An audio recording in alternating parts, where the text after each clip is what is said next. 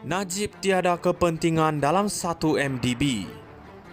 Kes ini menarik perhatian ramai kerana ia melibatkan bekas Perdana Menteri Dato' Seri Najib Razak dan pertuduhan penyelewengan dana 1 MDB yang sudah lama menjadi topik hangat di Malaysia. Berdasarkan hujahan Peguam Tan Sri Muhammad Shafie Abdullah, terdapat satu elemen yang dipersoalkan, iaitu kegagalan pendakwaan untuk menunjukkan dengan jelas apakah kepentingan Najib dalam keputusan-keputusan yang diambil berkaitan 1 MDB.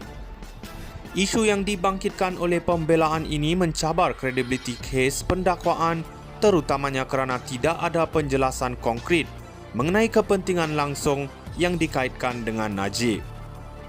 Ini penting kerana jika pendakwaan tidak dapat membuktikan elemen kepentingan tersebut, ia boleh melemahkan kes secara keseluruhan. Dalam mana-mana kes rasuah, elemen kepentingan dan bagaimana seseorang itu mendapat manfaat daripada tindakan mereka adalah teras utama untuk membuktikan salah laku. Pembelaan juga menekankan bahawa ketiadaan penjelasan ini menyukarkan pasukan mereka untuk menyediakan pembelaan yang mantap. Ini kerana untuk mereka membalas tuduhan dengan efektif, semua elemen pertuduhan perlu jelas dari awal. Namun begitu, kita perlu berhati-hati dalam menilai kes ini. Walaupun ada kelemahan yang dibangkitkan oleh pihak pembelaan, proses perundangan masih berjalan dan kita perlu menunggu keputusan mahkamah. Sama ada Najib bersalah atau tidak, ia bergantung sepenuhnya kepada bukti yang dibentangkan di mahkamah dan bagaimana kedua-dua pihak, pendakwaan dan pembelaan, mengemukakan hujah masing-masing. Kes ini juga mencerminkan kepentingan ketelusan dan accountability dalam sistem perundangan negara, terutama apabila ia melibatkan tokoh-tokoh politik yang mempunyai pengaruh besar. Rakyat tentunya ingin melihat keadilan ditegakkan tanpa ada unsur berat sebelah. Najib tiada kepentingan dalam 1 MDB. Kes ini menarik perhatian ramai kerana ia melibatkan bekas Perdana Menteri Dato' Seri Najib Razak dan pertuduhan penyelewengan dana 1 MDB yang sudah lama menjadi topik hangat di Malaysia. Berdasarkan hujahan Peguam Tan Sri Muhammad Shafie Abdullah, terdapat satu elemen yang dipersoalkan, iaitu kegagalan pendakwaan untuk menunjukkan dengan jelas apakah kepentingan Najib dalam keputusan-keputusan yang diambil berkaitan 1 MDB.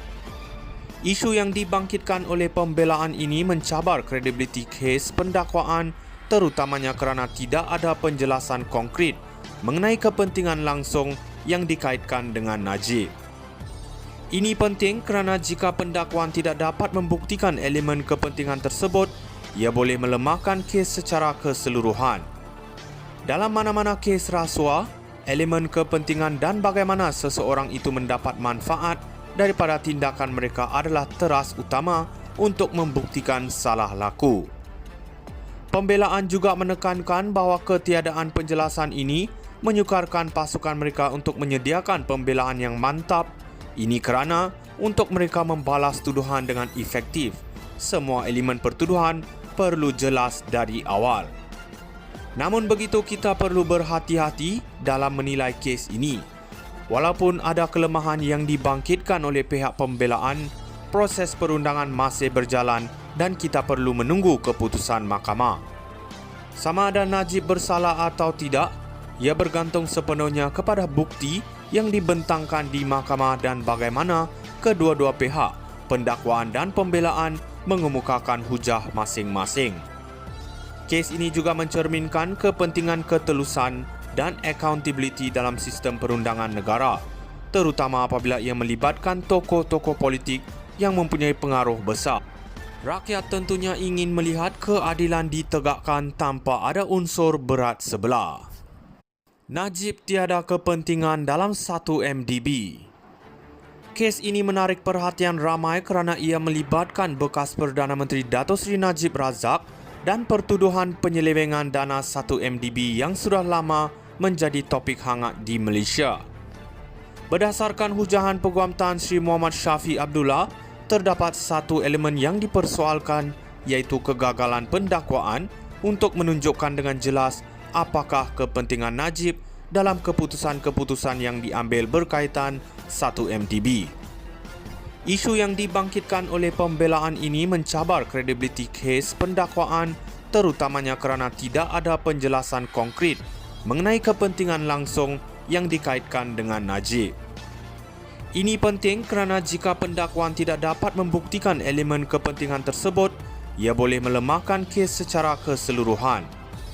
Dalam mana-mana kes rasuah, elemen kepentingan dan bagaimana seseorang itu mendapat manfaat daripada tindakan mereka adalah teras utama untuk membuktikan salah laku. Pembelaan juga menekankan bahawa ketiadaan penjelasan ini menyukarkan pasukan mereka untuk menyediakan pembelaan yang mantap. Ini kerana untuk mereka membalas tuduhan dengan efektif, semua elemen pertuduhan perlu jelas dari awal. Namun begitu, kita perlu berhati-hati dalam menilai kes ini. Walaupun ada kelemahan yang dibangkitkan oleh pihak pembelaan, proses perundangan masih berjalan dan kita perlu menunggu keputusan mahkamah. Sama ada Najib bersalah atau tidak, ia bergantung sepenuhnya kepada bukti yang dibentangkan di mahkamah dan bagaimana kedua-dua pihak, pendakwaan dan pembelaan, mengemukakan hujah masing-masing. Kes ini juga mencerminkan kepentingan ketelusan dan accountability dalam sistem perundangan negara, terutama apabila ia melibatkan tokoh-tokoh politik yang mempunyai pengaruh besar. Rakyat tentunya ingin melihat keadilan ditegakkan tanpa ada unsur berat sebelah. Najib tiada kepentingan.